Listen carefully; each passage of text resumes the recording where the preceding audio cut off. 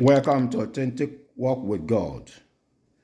This is the month of Thanksgiving. Please permit me to use Psalm 116, verses 1 through 14, to talk about our topic for today, which is the spirit of thanksgiving. Let me now read Psalm 116, verses 1 through 14. I love the Lord, for he heard my voice. He heard my cry for mercy. Because he turned his ear to me, I will call on him as long as I live. The cords of death entangled me. The anguish of the grave came over me.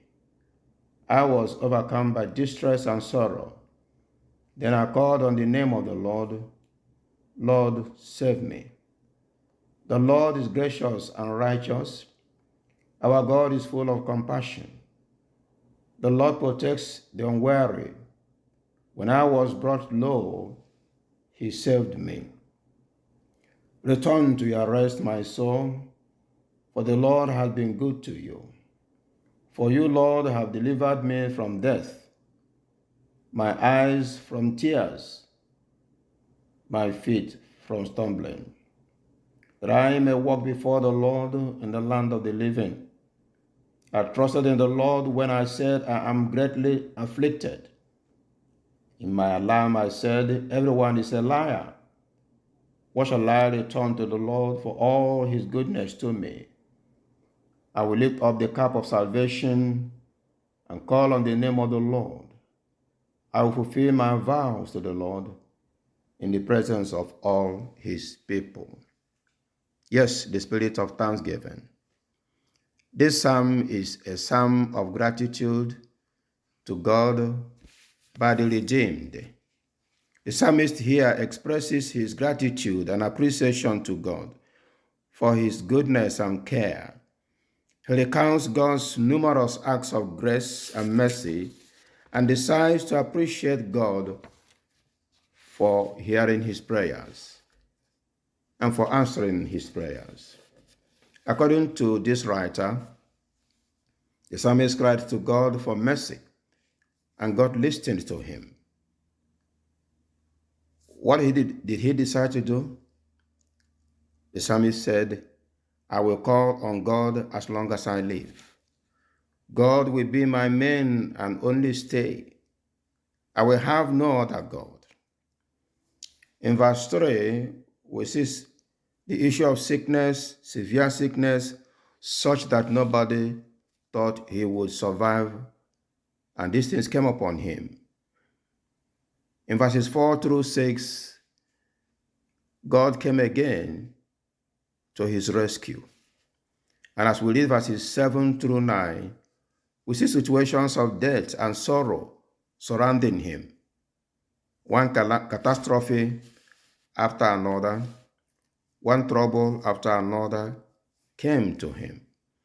But the Lord's goodness enveloped him. As a result, Satan lost the battle, and now he walks in the land of the living. People whom he trusted disappointed him. We see this in verses 10 and 11. They pressed him in his face, but stabbed him from the back. They set him up for slaughter. He looked around in his days of difficulty and misery and saw that he was alone. But God and God alone became his companion. So he exclaims in verse 12, how can I repay the Lord for all his goodness to me? This is a very suitable inquiry. In this inquiry, the psalmist remembers all his benefits from God. He recounts all the blessings he has received from God. He does not want to take any of them for granted. He recognizes God's consequent claim on those blessings or benefits. These blessings are God's property. He is just a caretaker. He decides appropriately to acknowledge these benefits. Like Abel, he decides to return the best of these benefits to God who actually gave them to him. He goes ahead to develop an overwhelming sense of his inability to acknowledge God's mercy.